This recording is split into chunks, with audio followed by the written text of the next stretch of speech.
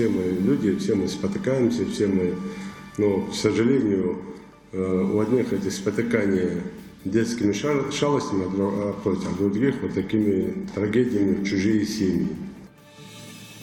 Если провинился, то раскайся и признай ошибку. О деятельности адаптационной комиссии говорилось на совещании главы Ингушетии. У нас нет ни одного случая смерти от рака кожи.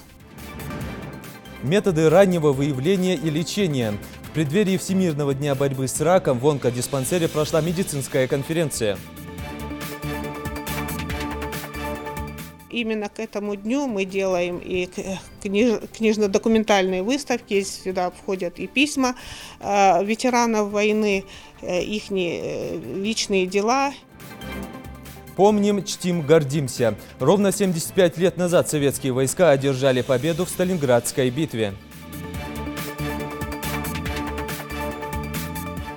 Никакие погодные трудности не испугают этих ребят на пути к преодолению опасного маршрута. Выше гор могут быть только Ингушские горы. В Джайравском районе продолжается чемпионат России по альпинизму. Если переборет самого себя, проявит характер, вот тогда, я думаю, будет результат. Готовимся усиленно. Ингушская сборная примет участие в первенстве СКФО по дзюдо среди юниоров и юниорок, которое пройдет в республике.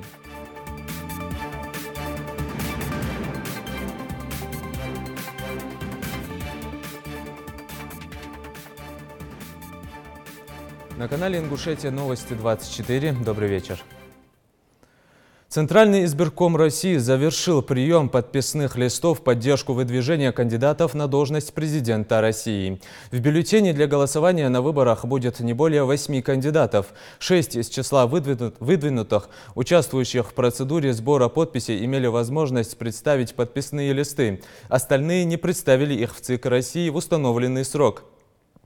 Окончательное число кандидатов определится к 10 февраля, когда Центральный избирком завершит проверку подписей. Комиссия по адаптации бывших участников НВФ, созданная в Ингушетии в 2011 году, в последнее время стала реже рассматривать дела участников банд подполья. Это явное свидетельство стабилизации оперативной обстановки в регионе. Поэтому возникла необходимость переименовать комиссию, поскольку все чаще туда обращаются люди, желающие прекратить не только террористическую, а любую преступную деятельность. Об этом заявил глава Ингушетии в ходе заседания адаптационной комиссии. Подробности в следующем сюжете.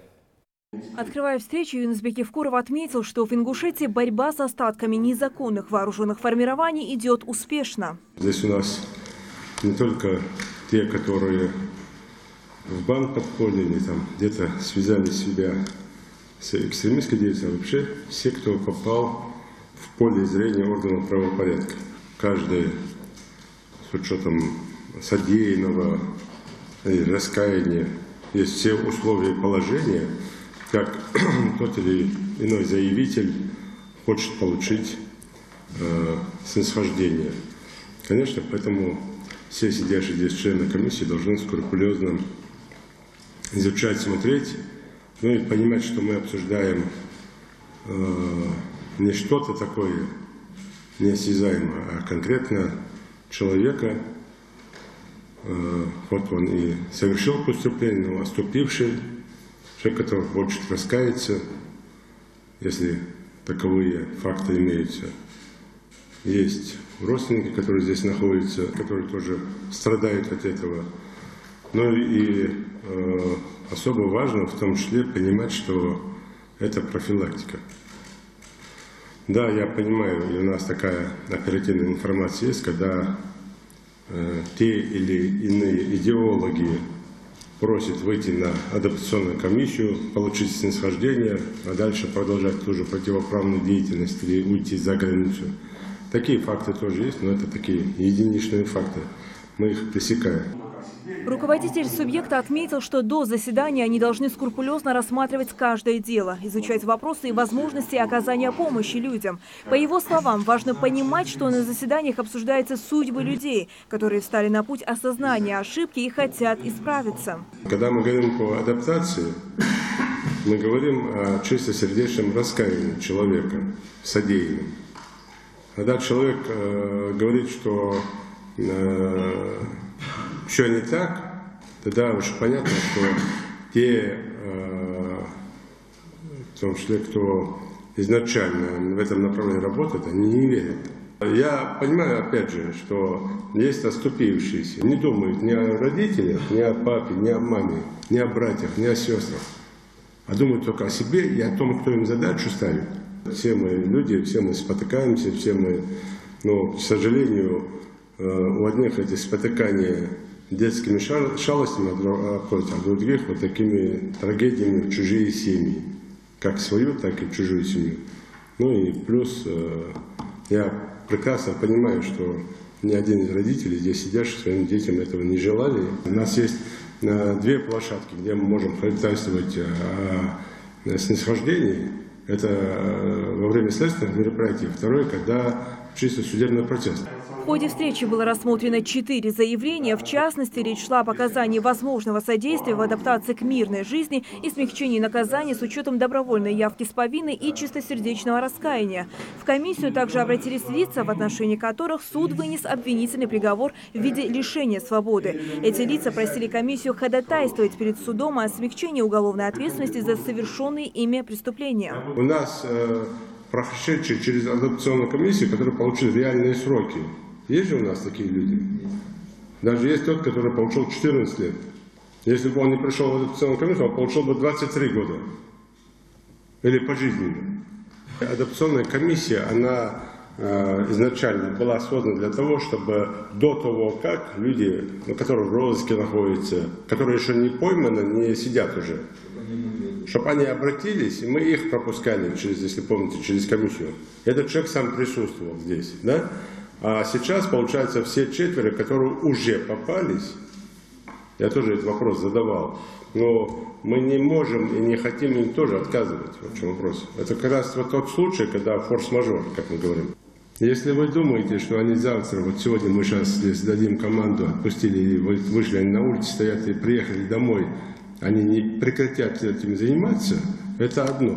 А я думаю о тех детях, которые благодаря им в том числе остались без отцов, о тех матерях, которые остались там без детей, похоронили их. Вот о чем я думаю. И все мы должны в первую очередь об этом думать. На заседание были приглашены и выслушаны родители подследственных и осужденных. Обращаясь к ним, Юнусбек Евкуров отметил, что необходимо максимально строго подходить к осуждению своих детей, не находить им оправдания. Адаптация невозможна без искреннего признания и раскаяния. Я не суд и не следствие. Моя задача – помочь тем, кто осознал свою ошибку, подчеркнул лидер субъекта. Про судьбу людей говорим. Не только тех, кто уже сидит или там в розыске находится. Мы говорим про судьбу людей, которых вот сидят, родственников. Долг это, не дай бог, любому, здесь и там, вот, состояние этих матерей там. Спят они, не спят, едят. Хотя, да, можно сказать, сами виноваты. Не тех воспитали, не так воспитали. Может, так упрекать можно. Но никто не застрахован от этого. Никто не застрахован. Мы с вами в своем обществе видели хороших отцов, хороших родителей, они тоже неплохие, где дети соскочили и стали на преступный путь. Мы видели великолепную семью, где ребенок стал наркоманом и всю семью на дно потянул. Вот человеческий фактор. Нельзя говорить, что вот мои дети будут хорошие, а все остальные плохие. Не бывает так. Все с любым можно, с любым может произойти. Ну, жизнь сейчас так уже устроена. На одном телефоне можно уже испортить всю молодежь. Согласно представленным заявлениям, члены комиссии выразили свою точку зрения и по каждому заявлению приняли решение. Хава Султыгова, Хусен Гагиев, Юсуп Ханиев, Рамзан Ахильгов. Новости 24.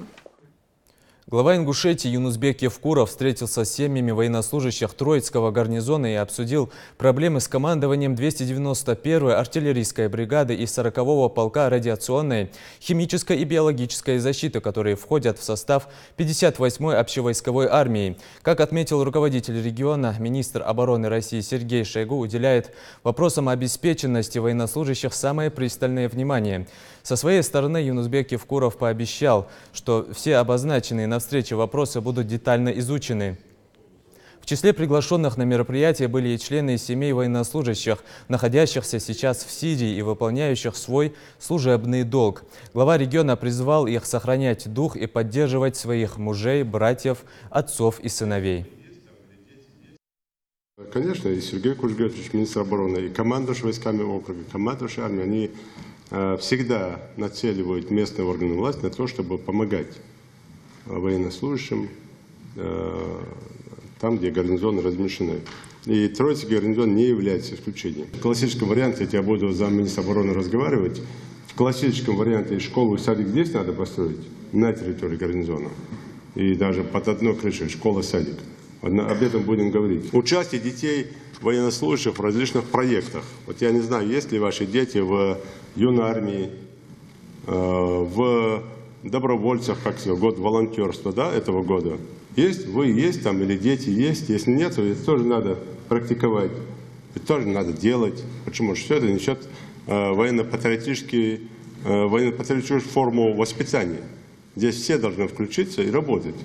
Если вас там нет, ваших детей нет, ну это есть не совсем хорошо. Тем более проект юнармии, это проект чисто министра обороны Сергея Кужгетовича Шойгу, поэтому здесь надо этот проект очень серьезно поддержать. Пожалуй, одно из самых страшных заболеваний в мире, онкология, как правило, всегда застает человека врасплох. Но благодаря новым открытиям в медицине и современным технологиям эту болезнь на ранних этапах все же можно победить. В преддверии Дня борьбы с раком ингушские медики провели конференцию в Республиканском онкологическом диспансере. Репортаж Мадины Пугоевой. Чем чревато легкомыслие по отношению к собственному здоровью? Почему пациенты боятся обращаться к медикам? Молтан Ведижева уверена, страх услышать неприятную весть тормозит процесс выявления на ранних этапах и лечения рака. Поэтому при обследовании и профилактическом осмотре больного врачам первичного звена стоит обратить внимание на ряд факторов, говорящих о возможном наличии онкологии. Необходимо обращать внимание на деформацию контура шеи, лицевого черепа, расположение молочных желез, нарушение функции конечностей, изменение цвета и состояния кожи, наличие припухлостей. Обязательно пальпация регионарных лимфоузлов, шейных, подмышечных, надключичных, паховых, подколенных с обеих сторон. Также обязательно пальпация брюшной полости, а именно печени. Продолжая тему конференции, Бекхан Исаев рассказывает о раке легких. Поражение именно этого органа – одна из главных причин смертности и встречается по статистике у каждого 14-го человека. Причем страдают онкологией чаще всего именно пожилые люди. Причины рака легкого – это прежде всего у мужчин курение, также может быть наследственность, предрасполагающим фактором окружающая среда, место работы, если там вредности на работе, радиационный фон, много причин. В полную мощь республиканский онкологический диспансер заработал чуть меньше года назад. За это время ингушским медикам удалось добиться немалых результатов. Вместе с тем повысилась и выявляемость заболевания. У женщин этот недуг чаще всего диагностируют в молочной железе, а у мужчин в легких, потому как именно они в числе тех, кто злоупотребляет курением. У нас нет ни одного случая смерти от рака кожи. Но вот с раком молочной железы и с раком легкого, конечно, дела обстоят на порядок хуже. В этом году мы сумели снизить процент запущенных случаев для обоих локализаций, да, в 2017 году. Но все-таки процент 4-й стадии и для рака молочной железы, и для рака легкого продолжает оставаться высоким. Самое главное в лечении рака – выявить заболевание на ранней стадии его развития. Эта роль в борьбе с онкологией отведена медикам, входящим в так называемую общую лечебную сеть. Именно поэтому в конференции принимают участие и врачи из других медицинских учреждений республики – терапевты, рентгенологи, эндокринологи, хирурги и онкологи. Каждый из них вносит весомый вклад в лечение этого недуга, а потому и это мероприятие для них – возможность обменяться опытом с коллегами из онкологического диспансера. Пациенты, проводящие химиотерапию, тщательно должны обследоваться и наблюдаться, если у них те же состояния позволяет нахождению отделения реанимации. И бывает необходимость плотно контактировать с врачами-онкологами и обсуждать тактику и ход лечения данных пациентов. В преддверии Всемирного дня борьбы с раком ингушские медики не только повышают свой профессиональный уровень, но и проводят профилактические акции, приуроченные к этой дате. Принять в них участие и проверить свое здоровье может любой желающий. К тому же двери онкодиспансера для пациентов всегда открыты. Они могут пройти осмотр у врача в удобное для них время. Мадина Пугоева, Рахман Цуров, Новости 24. С 26 января в силу вступили новые правила дорожного движения, которые предусматривают разгрузку транспортной линии во время кругового движения. Если раньше водители, передвигаясь по федеральной трассе, получали приоритет, то теперь, согласно новому правилу, они обязаны уступить автомобилям, движущимся по кругу. Это нововведение регламента ПДД действует в том случае, если при подъезде к перекрестку установлены соответствующие знаки. В регионе, к примеру, при въезде в столицу их уже установили. С введением поправки движение в районе перекрестка Магаса стало удобнее.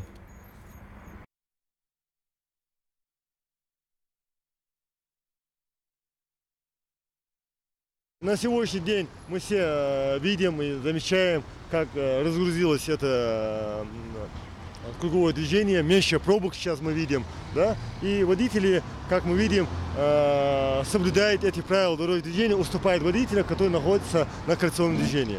Вот.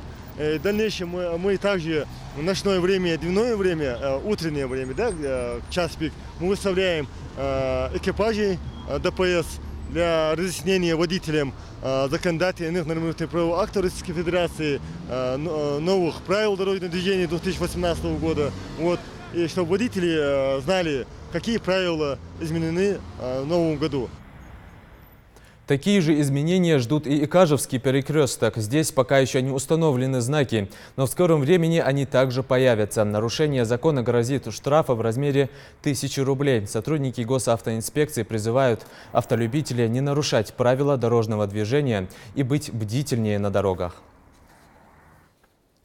Правила дорожного движения должны знать все, начиная со школьной скамьи. Сотрудники ГИБДД совместно с Комитетом по делам молодежи провели для учащихся 3-й Сунжинской школы профилактическую акцию, главная цель которой – пропаганда безопасности на дорогах. Детям вручили полезные презенты, светоотражающие значки. А завершилась акция профилактической беседой с водителями. Подробнее расскажет Хейди Бекбузарова. Что нужно еще сделать?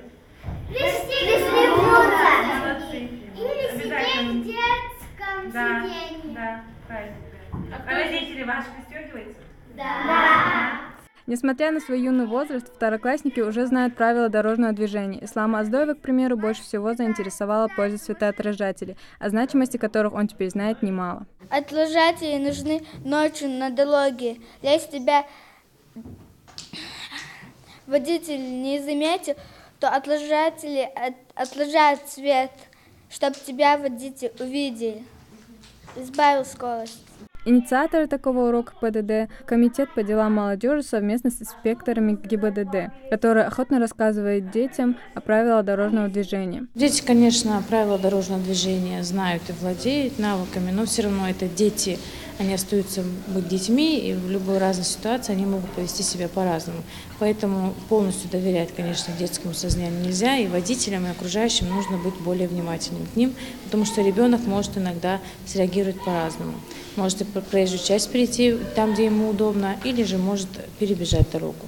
Как оказалось, тема безопасности дорожного движения школьников явно волнует. Хадия Махаджиева, к примеру, сегодня узнала, что такое светофор и зачем он нужен. Красный нужно остановиться, зеленый нужно ехать, желтый надо приготовиться. Если мы не будем знать правила дорожного движения, то у нас случится авария или нас бьет машина.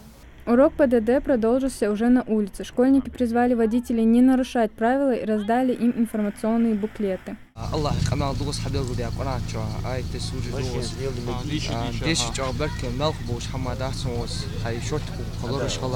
Такие мероприятия сотрудники молодежи часто проводят в разных школах республики. Они объясняют детям, как и при каких условиях надо переходить дорогу. Также сегодня им были выданы значки, вот эти браслетики светоотражателей, для того, чтобы в темное время суток они были видны водителям, когда они переходят дорогу. Важно как можно чаще вовлекать школьников в такие акции, уверенный организатор. Это возможность уменьшить количество ДТП с участием детей. Хейди Бекбузарова, Рамзан Миржоев, Новости 24. 20,5 тысяч российских мусульман смогут совершить хадж в этом году. Договор между Россией и Саудовской Аравией уже подписан. В ближайшее время рабочая группа определит квоты по субъектам страны. Напомню, в 2017 году для России квота была определена также на уровне 20,5 тысяч паломников, но ближе к хаджу она была увеличена до 23 500 человек. Для Ингушетии изначально число мест для паломников определили на уровне 1400, затем увеличили до 1500. В прошлом году из СКФО в хадж отправились более 13,5 тысяч человек. Самая большая квота была выделена Дагестану – 8,5 тысяч мест. Самая маленькая – Ставрополью – 100 мест. Отправка паломников в Саудовскую Аравию в этом году начнется в июле. 2 февраля 1943 года завершилась самая кровавая битва в истории Великой Отечественной. В канун 75-летия победы советских войск в Сталинградской битве мы рассказываем о подвигах героев Отечества, до конца отстоявших свободу и независимость Родины, исторические справки, фотографии и ценные материалы, которые свидетельствуют о героическом подвиге более 140 ингушей-защитников Сталинграда. Все это вошло в выставку, которая открылась в Краеведческом музее имени Тугана Мальсагова. Залина Магушкова продолжит. В кителе, украшенном медалями, с фотографией смотрит Ахмед Дудургов. Уроженец Барсуки добровольцем ушел служить в ряды Красной Армии еще в 1939 году. Образование, полученное в минометно-артиллерийском училище, позволило ему стать командиром минометной батареи, дислоцировавшейся недалеко от западной границы страны. Батарея под его командованием участвовала в боях на подступах к Смоленску и под Вязьмой. Навсегда запомнилась станция Лихая, вспоминал Ахмед. Под его командованием 203-я стрелковая дивизия уничтожила 20 танков. Ахмед Дудургов в боях под Сталинградом едва не погиб. Из-за тяжелого ранения больше не смог вернуться на фронт. За мужество, проявленное на полях сражений на Донском и Юго-Западном фронтах, он был награжден орденом Красной Звезды, медалями за отвагу и за боевые заслуги. В Краеведческом музее имени Тугана Мальсагова можно ознакомиться с историческим материалом об отважном защитнике города. Здесь также есть информация о 140 ингушах, участвовавших в Сталинградской битве. В музее ежегодно к этой дате делаем выставки. У нас есть постоянная действующая выставка «Защитники Сталинграда», но именно к этому дню мы делаем и книжно-документальные выставки. Сюда входят и письма ветеранов войны, их личные дела, и вот, чтобы наше подрастающее поколение знало, какими жертвами была добыта эта победа. Битва под Сталинградом стала одним из решающих событий Великой Отечественной войны. В течение 6,5 месяцев шли ожесточенные бои, в которых участвовало свыше 2 миллионов человек. Для осуществления намеченных планов немецко-фашистское командование сосредоточило значительные силы – 900 тысяч солдат и офицеров, 1260 танков, свыше 17 тысяч орудий и минометов, а также 1640 боевых самолетов. Но всей этой боевой силы оказалось недостаточно против силы духа советской армии. В Сталинградской битве погибло очень много солдат. Но победа именно под Сталинградом очень важна была и для солдат, и для сломления духа немцев. И мы знаем, что во многом предрешила исход вот Сталинградской битвы и битва под Малгобеком. Но вот Сталинград – это тот котел, который поглотило очень много жизней. По сей день ведется поиск информации о героях Великой Отечественной, в частности, защитниках Сталинграда. Их имена будут увековечены в граните. Списки участников битвы передаются в Волгоград, чтобы высечь фамилии воинов на стеле на Мамаевом кургане, посвященные подвигам героев Сталинградской битвы. Залина Магушкова, Хаваш Гойгов, Новости 24. Ингушетия вошла в список 17 регионов на 100% выполнивших в 2017 году мероприятия в рамках ФЦП «Развитие внутреннего и въездного туризма на 2011-2018 годы». Кроме нашей республики в это число вошли Адыгея, Карачаево-Черкесия, Кабардино-Балкария, Дагестан, а также Калининградская и Вологодская области. Еще в 4 регионах России этот показатель превышает 90%, отмечается в релизе Федерального агентства по туризму. Сейчас в программе участвуют 35 субъектов, где реализуются инвестиционные проекты по созданию 45 кластеров. Покорить Цейлом – такая задача стоит перед лучшими скалолазами страны. В горной части Ингушетии продолжается чемпионат России по альпинизму в техническом классе. Пока одни команды только готовятся к покорению горных вершин, другие, совершив по одному восхождению, спустились к лагерю. С новостями из Джейравского района наш корреспондент Тамерлан Хамхоев. Чемпионат России по альпинизму в техническом классе продолжается. Несмотря на то, что гору Цейлом периодически заволакивает густым туманом, это не может остановить альпинистов, которые в данный момент находятся на стене. Никакие погодные трудности не испугают этих ребят на пути к преодолению опасного маршрута. Погода в горах меняется так же часто, как и настроение у капризного ребенка, шутят судьи чемпионата. Несмотря на то, что светит яркое солнце, снега меньше не становится. Некоторые команды уже завершили восхождение по склонам горы Цейлом и теперь на заслуженном отдыхе. В их числе Красноярск-1. Ребята выбрали своим маршрутом первопроход и, несмотря на не самый лучший по их меркам результат, завершили восхождение. Конечно, маленечко так мы шли медленнее, чем планировали. Ну и маршрут мы, конечно, оказался сложнее, чем на самом деле. Мы планировали потратить времени намного меньше. Вот. Ну, оказался такой сложный маршрут, особенно верхняя часть. Там такой был вынос, что где-то примерно 30 метров пролез Игорь, а я был на станции, потом метров на 12 аж от станции меня вынесло. Тренеры провожают своих подопечных практически к подножию горы, чтобы там дать необходимые наставления перед стартом, как наставник команды из Северной Осетии. Эти ребята участвуют в чемпионате России в Ингушетии впервые, поэтому небольшое волнение все-таки есть. Учитывая, что команда молодая, в прошлом году мы не могли выстоять, потому что они только закрывали первый разряд. Ну, успешно складывается. В школе выступили, там, ну, не самые последние, скажем, 9 место. Сейчас ребята вот на маршрут Дора 4А, серьезный маршрут, идут потихоньку, работают. Все хорошо, очень нравится место, скала, все нормально. А вот ингушская команда в полдень взбирается на вершину Цейлома. Связавшись с судьями по рации, альпинисты уточняют некоторые детали. До вершины еще веревка, прием. Это не первый, это крайний, убирает. Первый два уже наверху. Ну вот третий, когда поднимется, будет команда на вершине. Но не всем так везет с восхождениями. Команду из Воронежа немного подвела погода, и совершить восхождение не удалось, даже со второй попытки. Однако ребята не унывают и готовятся попробовать свои силы еще раз. 2 раза попытались, первый раз не туда полезли, второй раз на ночевке снегом нас засыпало, приняли решение спуститься. Вот спустились, ну, самочувствие отличное. Что сейчас дальше планируете делать? Попробуем 5Б на Курочки на маршрут залезть. Послезавтра собираемся выходить. Пока в лагере кипит жизнь, с горы спускаются альпинисты из Красноярска. Это уже вторая команда из этого края, приехавшая на чемпионат. Первым делом поздравления от коллег, затем советы по рации тем, кто еще находится на стене. Выходите на следующую перемычку, там где лавиноопасный кулуар. Мы были в Кошках, мы обошли по скалам верхом. И последнюю веревку человек со страховкой перелез. Ну, мы перила навешали и прошли. В сам кулуар спускаться не рекомендую, там лавиноопасно. У нас из-под ног лавина ушла, прием. Затем, чтобы оперативно освещать деятельность альпинистов на их официальном сайте, следит Дмитрий Коклин. Именно ему спортсмены скидывают свои видео и фотоматериалы, снятые на высоте. И донести до людей все прелести захватывающего вида спорта – вот задача, которая стоит перед Дмитрием. По совместительству он еще и судья по технике. Мы хотим, чтобы это соревнование, этот чемпионат был максимально освещен в средствах массовой информации.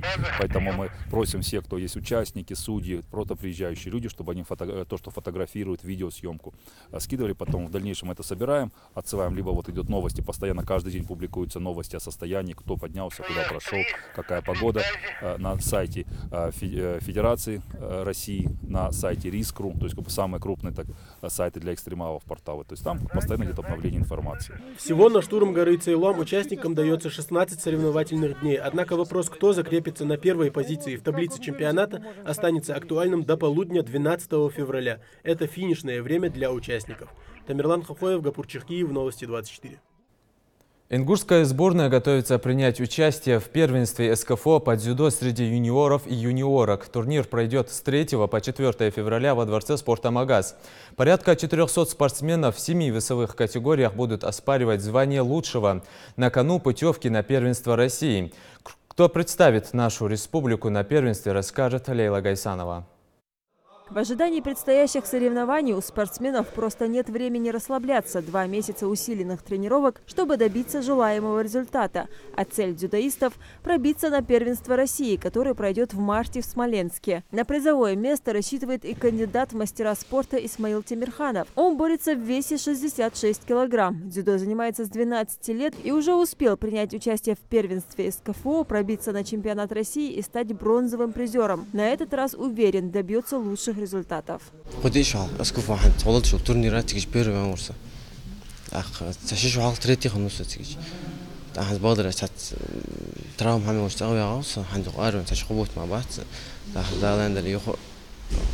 Минимум призер вал.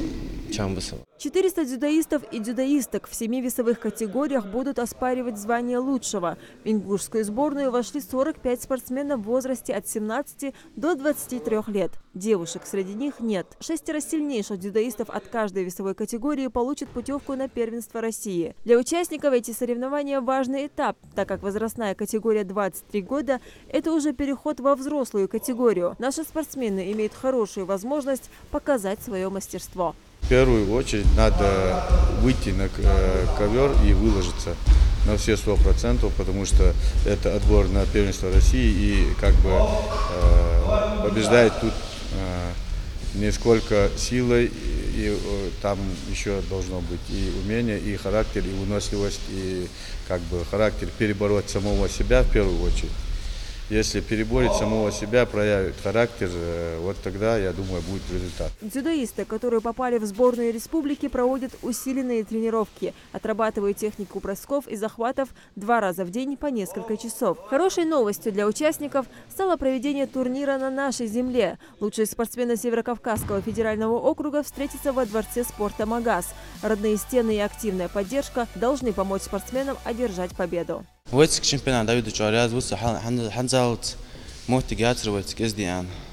Аз дворец спорта разный турнир шулч перчиский хол и СКФО ханз. Цитей по турнир первый раз в войцке. На андер настрой дикогет ханялч поддержка нахалч дикалот лош нахец. Первенство СКФО по дзюдо пройдет 3 и 4 февраля. Спортсмены уже успели набрать оптимальную форму, чтобы успешно выступить против лучших дзюдоистов Кавказа. Лейла Гайсанова, Мухаммед Межоев, Хаваш Гойгов. Новости 24.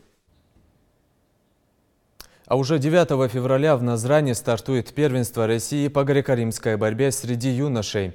В состязаниях примут участие сильнейшие атлеты из 50 регионов страны.